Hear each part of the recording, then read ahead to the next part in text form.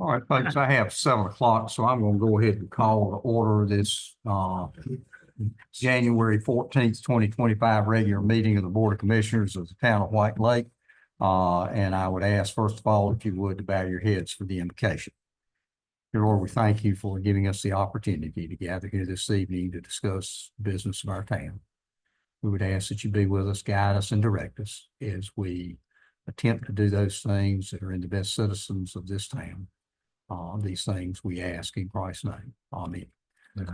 The first item is the Pledge of Allegiance. Everyone in attendance is welcome, of course, to join in. I would ask Jake if he would lead us in the pledge. I pledge allegiance to the flag of the United States of America and to the republic for which it stands, one nation, under God, indivisible, with liberty and justice for all. Hey, Whitney. Come on in. We need to get your chair right down there.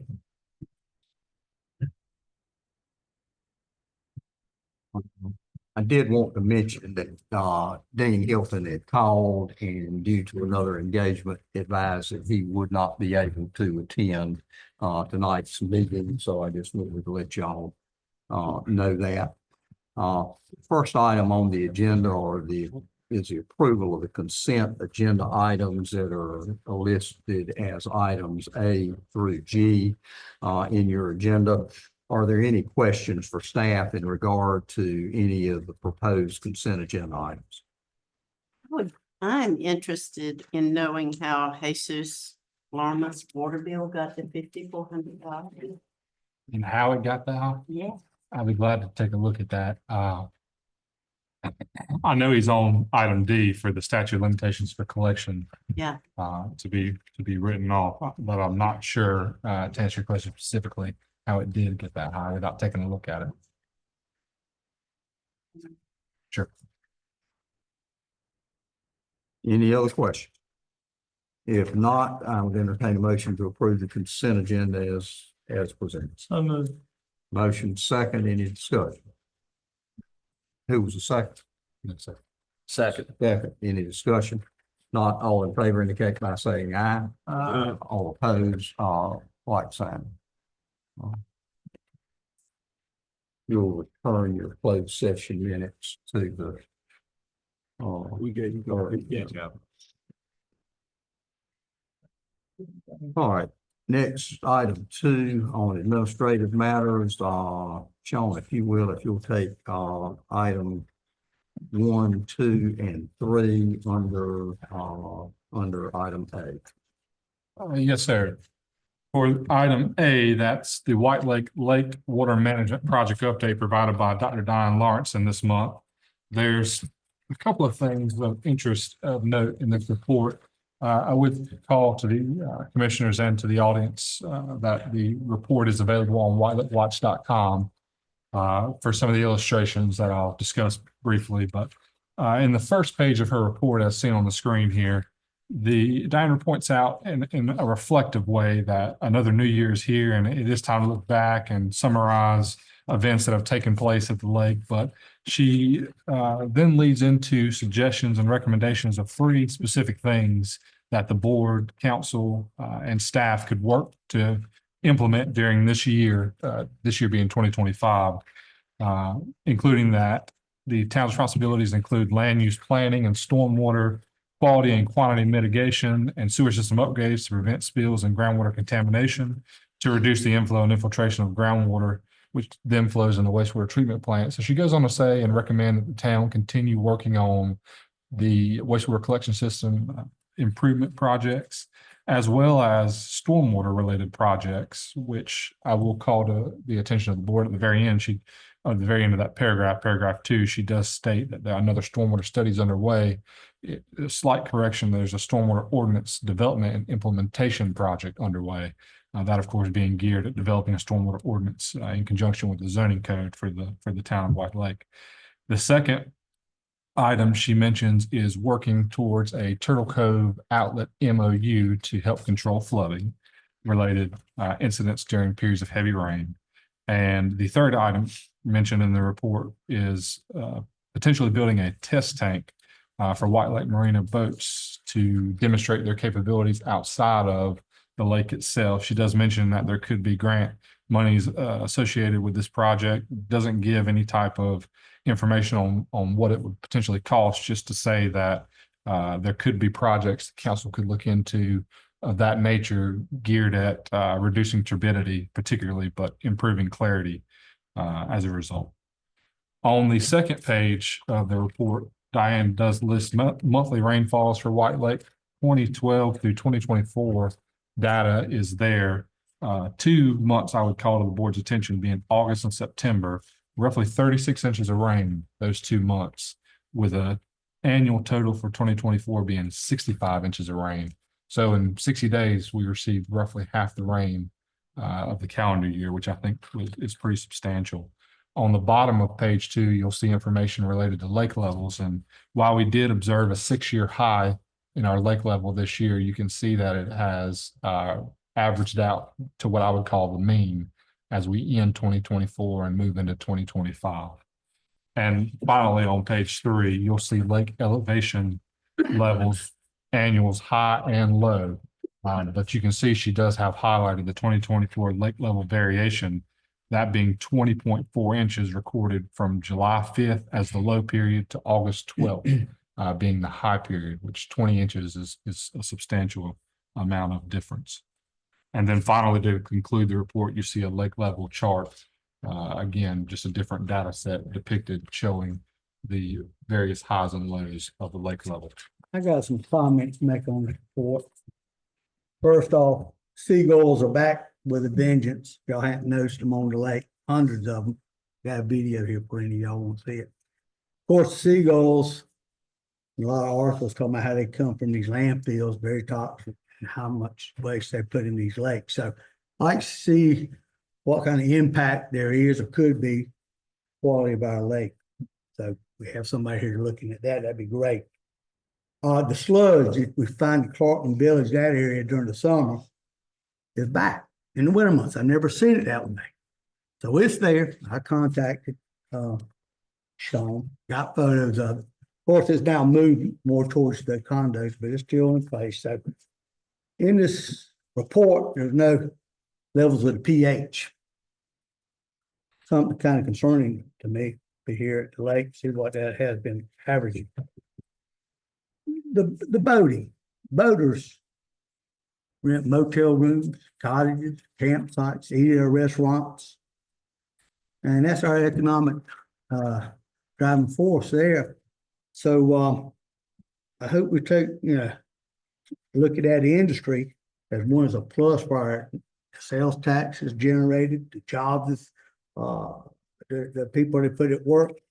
So I don't know if her focus is mine or a little different, but that's an industry I definitely want to continue working with. Our water levels at 64. Should be about 66 with evaporation and drought. You always have a low side. So right now, the water's still draining out today. The water level's low. So I feel if you got a higher water level, that would help with the boating, photosynthesis coming through. The lake, I reckon you just look, the natural flow of the lake is into the lake, whether at Timber Lodge, whether you're at my house on 701, or you're in Goldston's parking lot. That flow goes towards the lake. Now it's been diverted with the fill-ins of subdivisions and other homes being built and canals and moving the water away from the lake. I hope that's not an adverse effect on the water levels when moving that water table down. So that's something I'm concerned with. We need to continue to look at. And I reckon the last thing I got to add is, I know we had some discussions this past year about getting someone to help Diane or do some additional work. I didn't know, I hadn't heard any follow-up recently in the last couple of months. I've heard it's hard to replace and for the cost she does for us. But I just feel like we're just kind of getting back in the mode. I understand there was supposed to be some work with some of these ditching with this water coming into the lake. I hadn't heard anything on that. So those are concerns I have. I hope the board members share that with me. And if y'all have anything that we might need to pass on to Sean, to pass back to Diane to look at, study, consider. Again, March can't get here fast enough for me. Tourism is what our driving force is after paying my taxes. Our seasons, hopefully, we hear some good things going, but maintaining the quality of this lake is crucial for our survival here, at least as a business owner. Thank you. I think she exhibits a lack of understanding things about White Lake. Because this whole paragraph about a tank for them to sail the boats in, but then the boats, some of them come to the lake to stay, so that seems, that's not a very well thought out idea. In addition to the fact that boat traffic is not controlled by White Lake, but by the state. I feel like as our employee, she should understand those kinds of things. I have one thing too. I know Commissioner Hawley had reached out to some of the public on some comments on some things that were of interest to them to be discussed.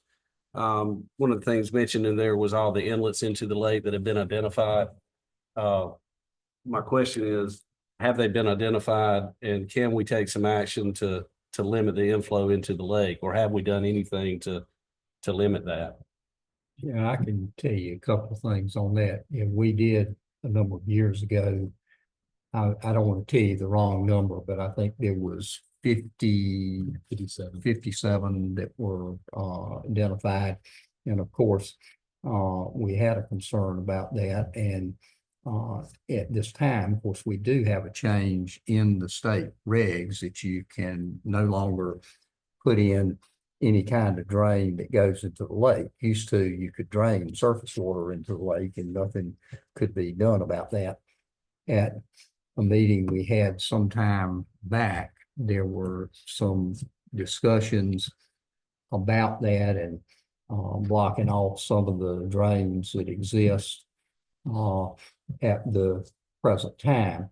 And generally, my recollection is the feeling of the board was, well, you know, that's a good thing to do, but we don't want to harm individual property owners, and we need to try to make sure that we have a place where people can drain their property without having to drain it into the lake. And from that, that's part of what we've been working on with our stormwater ordinance that we've got going, and our planning with that is we hope to be able to set up a drainage where it can be drained away from the lake and give property owners an ability to be able to do that so they don't have a need for draining it into the lake. So are all those personal property? Yes, that is All 57 were? my understanding is that it was. I don't know if that included, of course, the two major infalls on it, which we continue to look at, are the one that's there beside Liza Bam's property and the one that's beside Tim Clifton's property. And of course, what we continue to try to do is see what we can do to divert and drain some of that away from the lake without it reaching those. And you're probably aware, Dean, you've seen some of the property that's cleared, and Dean Bilton has bought a lot of that property, and some other folks have.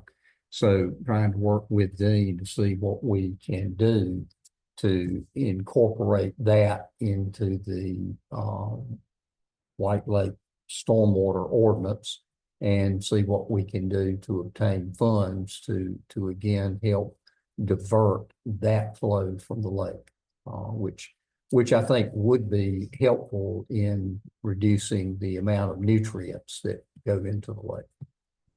I know that there are some pipes that run from houses into the lake, not just on the water. trailers 3 and 4 down from the water have pipes that run into the lake. I think that something should be done about situations like that. But after September, August and September, I think we may have to come get creative and figure out a way. There was nowhere for water to go in my neighborhood. I mean, those houses have been there for generations, and the ground was full all the way to the highway. And so that water had to go in the lake. We couldn't stop it. And so in cases like that, we need to figure out the best way to route that water through filters or something so that we're not damaging the lake. But I don't know how Dean's plan can take water from the lake's edge all the way to the highway at my house, 750 feet, and then down to where the Bedsall's property is. We're gonna have to get creative, but the pipes, like the pipe that runs off of the venue that runs right into the lake from the roof, things like that could be diverted somewhere else, I think, and need to be. Well, if we can find a place to divert it from, of course, when those started, they all the state regs did was say you can't create further drainage into the lake. A lot of those were already in existence, and Doesn't make them right. well, no, I'm not saying that it's right. It just is what it is. It's kind of like, you know, so many times we discuss in here, and, you know, again, here we are again tonight discussing the boating issues, for example, whether or not they have a deleterious effect on the lake as far as, you know, stirring up the algae, causing the water to be unclear. Here's let's see, it gives me an opportunity to take just a minute on this. Here's a proposal: limit the number of days power boats can be used, eliminate the jet skis and other types of similar vehicles, use sterile carp to eat the algae. And person states the last 2 or 3 years, I have not had any desire to swim in White Lake.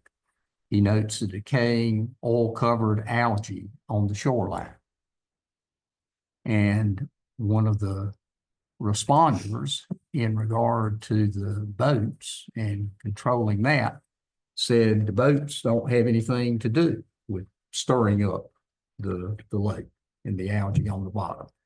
It's simply wind and wave action that cause that. I don't know if you agree with that or not. Would you agree with that, Terry? The boats don't have any. I think across the country, you can find reports that boats that are supposed to have a draft of, well, they have a draft of 32 inches. And when White Lake's low, that means there's like 3 feet between the bottom of where the exhaust is coming out and our sandy bottom. Mm-hmm. So I agree. I do. I think they stir it up, and I think they do cause a problem. Not that. The reason I pointed out is what I just read was in the newspaper, the Southeastern Times, September 13, 1989. We're not by a long shot the first ones to come in here and discuss this. And again, you got people like, at that time, Dr. Doug Clark saying, you know, we need to limit the boats. We need to do that to prevent that I don't want to swim in the lake. I don't want to do it. And then you have somebody at the same hearing that was going on, that they were conducted with this, and they're saying boats got nothing to do with it. no, I was one of those that was fighting Dr. Clark, and it wasn't that it wasn't making an effect on the lake. If he wanted all boats off of the lake. I was on that. Yeah. Alan was one of the speakers on it with it. Yeah. Yeah. So we have that come up, and it's been coming up on a regular basis. And I hear people tell me now, well, you know, we got algae along the shoreline and smells bad, and we've never seen that before, never had it. Well, the folks in 1989 were saying we had it. And we got other newspaper articles after that that also say it was going on in the year 2000. And others besides that. But my point is, we are trying as best we can to work on diverting that water from going into the lake without harming the ability of landowners to keep water off of their land and flooding underneath their house. And I hope we will be able to be successful in doing that. The folks that for many years drained it into the lake were not doing anything wrong. The state regs allowed it to be drained into the lake. And that's just simply the way that it is. So I tend to agree that particularly with some of the boats now, which are much larger and have ballast systems, that it is causing a lot of algae to be stirred up in the lake. And I don't want to hurt those people in their business. The testing tank that they're talking about, and of course, my understanding is the huge majority of boats that are sold at White Lake Marine don't go in White Lake. They sell, from what David tells me, all over the place. And what is being talked about is a testing tank that rather than people putting the boat in White Lake and testing it out, that they will be able to put it in the testing tank, see the operation of the boat in that, and it may never reach the waters of White Lake. And I don't know how many people they have come down and test them out, so to speak, but I think that's the point of the testing tank. I don't think you'd sell many cars if you could just sit in the garage. You know, I don't think so either. I don't think so either. But when they get their boats in and test them and make sure that the ballast system can take in water, that various other things with them, then certainly if you could do some of that without putting it in the lake to do it, might be of some benefit. Particularly if you could receive grant funds to be able to do that. Because I don't know that it would be fair to put that cost on the rate. And as somebody said a while ago, of course, that's up to the state to determine that because it's their lake. Well, the technology on those boats isn't tested, like anyway, because you have to have 30 feet of water or so for some of that, setting the height of the wake and all that, the size of the wake. We don't have enough water in White Lake to even use all the technology. Well, people use it, but You are not able to use it to its full capacity. That'd be even better for the testing tank then, to have it to the deeper, 30 feet, 35 feet deep, and then you would be able to test everything out. If there's grant money and, it's a perfect world. Well, I know people too who operate their boats on the lake with the ballast system 100% full, and they're not in 30 feet of water. And I agree on what I have read, that to effectively operate a boat with a ballast system the size of the boats that are being used here, that you do need a 25 to 30 foot depth. But that doesn't mean that you can't operate them in 8 or 9 feet of water. It just means that if you do, it's going to stir up a lot of algae on the bottom of the lake. You can definitely fill them up and drive them on the lake. It's just the way it works. Okay, anything else? All right. Item 2 is the White Lake AIA project update, and briefly want to update the board that the project is on pace, on track to be completed in 2025 as proposed originally. Brief timeline for the board's information. A risk analysis is scheduled to take place in March of 2025. A draft asset management plan is scheduled to take place in May of 2025. And a final asset management plan and board presentation would take place once the state accepts the asset management plan recommendation sometime in June or July of 2025 is the timeline outlined as of now. I'll be happy to update the board if that timeline changes. If there are no questions, item 3, the stormwater ordinance kickoff. I did want to just bring to the board's attention that the stormwater ordinance project will kick off Thursday night at the planning board meeting. The engineer will be with us virtually for that to answer any questions and give a brief presentation to the planning board as well as explain the kickoff materials located in their agenda. The planning board agenda is posted online at the whitelakenc.org website if there's anybody interested in reviewing that.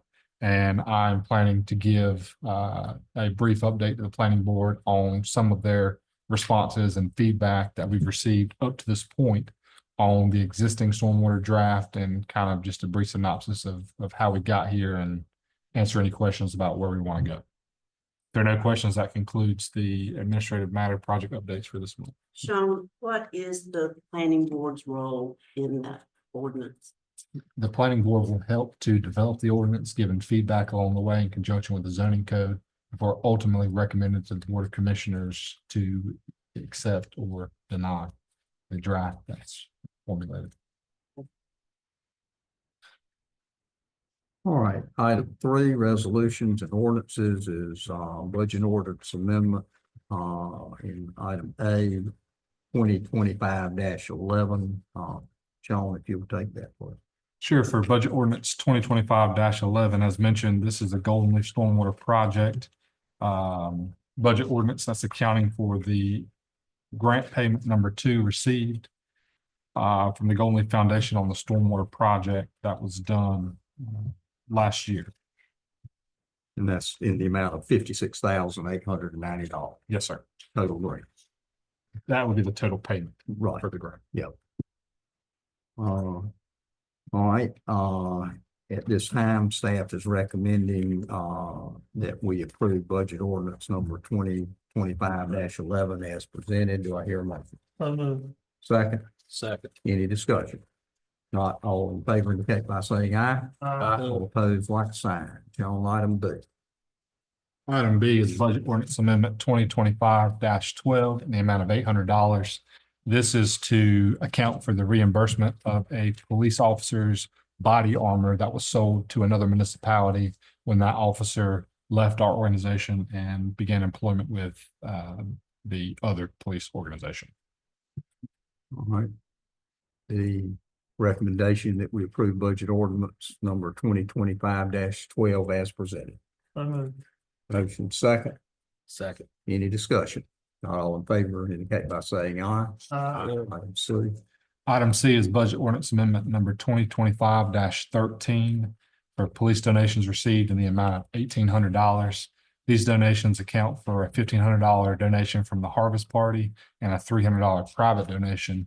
Those donations were then utilized for police department supplies of uniforms and radar equipment that were previously unbudgeted in the 2024-2025 fiscal year budget. Been a request, staff, that we approve budget ordinance amendment number 2025-13 as presented, and entertain a motion to that effect. So moved. Motion second, Second. any discussion? Not all in favor indicate by saying aye. Aye. All opposed, like sign. Item D. Item D is a budget ordinance amendment to account for the administration purchase of the Jeep town administrator vehicle in the sum of $26,000. $500 of that was accounted for by the sale or the trade-in of the 2011 Ford Explorer. $25,500 was accounted for a transfer from unappropriated general fund balance. There's been a request that we approve budget ordinance amendment number 2025-14 as presented. I would entertain that motion. So moved. Second, Second. any discussion? Not all in favor indicate by saying aye. All opposed, like sign. Item E. Item E, budget ordinance number 2025-15 is for the emergency well repair within the water department of $22,215. This is to increase the monies going to the water fund from the unappropriated fund balance in the water department for the associated maintenance and repairs of wells that were unbudgeted during the current fiscal year. There's been a request from staff to approve budget ordinance amendment number 2025-15 as presented. I would entertain a motion to that effect. So moved. Motion second. Second. Any discussion? Not all in favor indicate by saying aye. Any opposed, like sign. Item F. Budget ordinance, item F is budget ordinance number 2025-16 in the fire department for unexhausted Office of State Fire Marshal grant proceeds. This is to decrease the proceeds received from the Office of State Fire Marshal grant and decrease the associated expense item in the sum of $1,995. All right, there's a request from staff to approve budget ordinance amendment number 2025-16 as presented. I would entertain a motion to that effect. So moved. Motion second. Second. Any discussion? Not all in favor indicate by saying aye. Aye. Any opposed, like sign. Item 4 is our other business. Are there any brief commissioner matters that do not appear on the agenda that need to be presented? I would like to give an update on trails. Adam Walters, the guy from NC State, came with his 3 students who are doing a trail around the lake design as part of their schoolwork. Andrew Meeker, who is the North Carolina manager of East Coast Greenway Alliance, was also present. Ben Jones from Friends of Mountain to Sea Trail had planned to come but was sick. So they talked to him on the phone the whole way down here. Sean has had a conversation with Palmer McIntyre at Great State Coalition. And y'all probably don't know this, but these are all the big hitters for trails in North Carolina right now. So if we've got East Coast Greenway, Mountain to Sea, and Great State Coalition working with us and interested in us, it's very encouraging. So I asked if it was time for us to start working on collecting easements. And Adam said we could, obvious places, but we may want to wait and see where they design the trail for some places. So we'll wait. Well, and we want to keep in mind, we have an easement for extending from Turtle Cove to down past where White Lake Marine is located. So that easement is in place if we can acquire grant funds to proceed. Well, the students and Adam looking at it that day didn't seem to think we had to build over the wetlands. There was also some conversation about changing the material of the boardwalk, should there be a boardwalk needed. I think I would agree with the point that we are definitely moving in the right direction, got a lot of wind in our sails and with their support among a couple of others, but primarily through the coalition with Palmer, as you outlined. Once we get the design back from NC State, I think it's time to get to work on that, procuring easements and procuring grant dollars. Yeah, as we were looking the other day, I mean, there are some places on the lake where people have taken the easement and it's their parking place. And there were several cars parked clearly in the area that is easement. So it'll be interesting. All right, any other matters? If not, then the departmental briefings and reports are contained in item A as usual and are there for your review. I want to point out that the Elizabethtown White Lake Chamber Annual Awards Gala will be on February 1st, 2025 at 6 p.m. at the Cape Fear Vineyard and Winery. If you would like to attend along with an accompanying person or with or without that, please let Sean know because we have some tickets available for the commissioners. And I did want to point out, and I'm very proud of the fact that we had just received word that Dale Brennan and Kevin Taylor are going to be the recipients of the Caring Persons Award during the Chamber of Commerce Annual Awards Gala. as a result of the, many hours of work that they did in Western North Carolina in helping after Helene. Kevin, I've certainly shared this with Dale and with you, but would like to do so again in public. We are very proud of the job that y'all did in representing the citizens of the town of White Lake in going up to the western part of the state and helping with that. And we commend you and compliment you for doing that. I've shared that also with Dale, and I think y'all are very deserving of that award. And I hope as many commissioners as possible will be able to be there to observe that. So y'all try to make every effort you can to attend. Again, thank you very much for your service on. Mr. Mayor, I'd like to add, I think it's incumbent on us commissioners to be there and their support those guys for what they've done and the goodwill they've shown White Lakes, recognizing, sharing that hard work and dedication. So I hope we can all attend. Our spouses, are they paid for? Yes, Okay. yes, yes. Yeah. We have done that for years, as the chamber members. And we certainly always like to have good representation from the town of White Lake there. I think it's important. And so I hope all of you will be able to attend. And if you have a third person, we don't have an extra ticket, I'll help you out with that. Since you're in the winter time here, you know, in the summer, I'm not gonna do that, but I know it's tight in the middle of January. So we'll see what we, all right. Item C, will be we're gonna be doing as annually as we do our budget retreat. Be looking at your calendars. We're looking at March 27th or April the 3rd.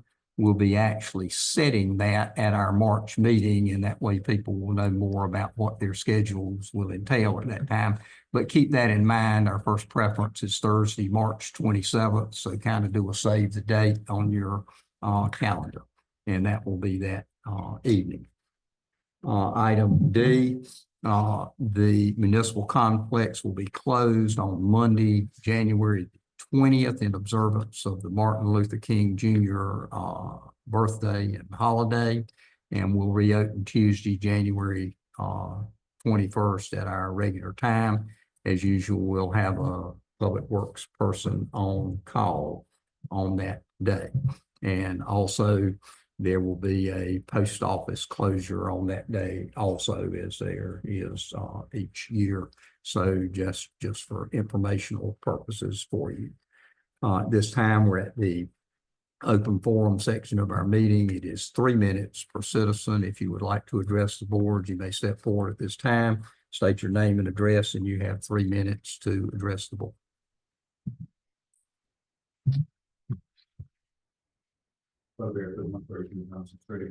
Humble Mayor, I've had more than 5 less than 10 individuals contact me about the possibility, I do not know the process, in regards to possibly lighting the trail we have at some time. They were asking me, are there not solar panels, solar lights you can get to come on night, yada, yada, yada, to which I point blank said, would you like to buy one? So I don't know if there are grant monies. I don't know if a petition by the citizenry would help in any way, but some people interested in lighting on the existing path we have. Just throwing that out there. Yeah. Don't know that we can do anything. They asked me to mention it, and I told them I would. I can't remember the figures that we got when we built the original path. That issue came up, and we did have a discussion about it. It appeared to be prohibitively expensive at that time, but that's not to say that things might not have changed. So we'll be looking, and when I say that, as you very well know, of course, if you can get some type of solar powered lights for LEDs, they last. 701, Yeah. those things ones went out 701, Yeah. out the town. Yeah, It there's not a looks little- like the LED or the ones where the new park is, it looks like Yeah. that's a solar panel that lights, I think that's where that's coming from. I've noticed the ones, the new little mini stores beside the Dollar General has those, and I pay attention on a very clear day like today when there's a bunch of sun and all, and I see about half of them working at night. But they're, to Mayor's point, there's a lot better technology now, you know, from when the last time we visited it, so. I'm just throwing that out. People mention it now and they think they're gonna have them, you know, by spring and summer of 2025. I'm like, no, it wouldn't go that fast. But it's something to Well, think about if we do have. Yeah, technology. we can look, I mean, I think it would be a People really great do know thing. that trade. There's, and there are people that, more people that use it than People are actually normally coming and think, walking and yeah. using it, and leaving. Absolutely. I'm on it just about every morning of my life, and a lot of evenings when I'm coming home, coming in, if you look, there's a surprising number of Just something folks. to think about. I mean, I'm looking at some technology where maybe it just comes on and goes off at 10 o'clock at night and comes on at 5 in the morning, so it's not running from 10 to 5 at night or something. Well, Yeah. I'll check into it some too, Sean. Some people asked me about it and I said I'd mention it. But I kind of told them the same thing. I said, when they initially did that, they had grant lights running and we just don't have the money. Yeah. I don't know if we could write anything. Depends on what you put in. You've seen the new lights on the bridge in Elizabeth Yeah, Town. It's yeah. going in. And then they got the new lights over there where they're doing the new town park, Mhm. kind of there behind Giorgio's, and those lights have that. It's a youth center, I think. Yeah, and youth center, but those lights on that street. Yeah, those are really cool. Are enveloped down the pole, and it looks like a solar cell of some type of light at night. Yeah. So I think that's why people are asking now, just to your point, the technologies may be less expensive now. Just something to think about. So Adam Walters from the state has talked to us about that, adding lights and vegetation. He thinks we need trees and plants and all Yeah. between the road and the trail. And the force of the buggy, I mean, I like to extend it first, but I mean, people are asking about lights. Yeah, we'll put all of that on our list. Yep, we'll see what we do. Okay, anyone else? If not, that will conclude our open forum, and at this time, I would entertain a motion to go into closed session pursuant to NCGS 143-318.11A6 and NCGS 143-318.11C4. I would entertain a motion to that effect. Motion second. Second. Any discussion? Not all in favor indicate by saying aye. All opposed,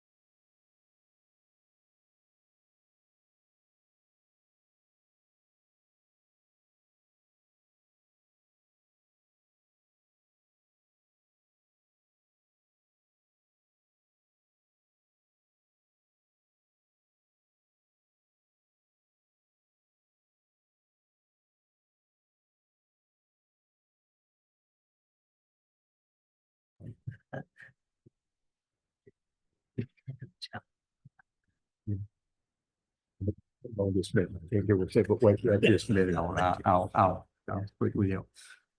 And I'll just say to you, no comment.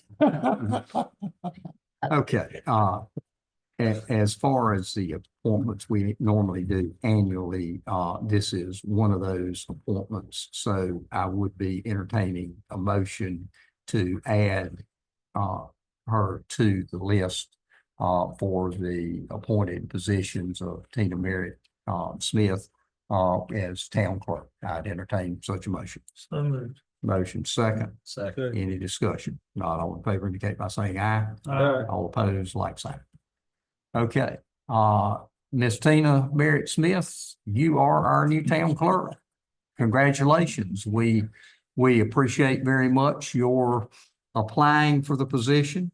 We always like to promote from within if we can.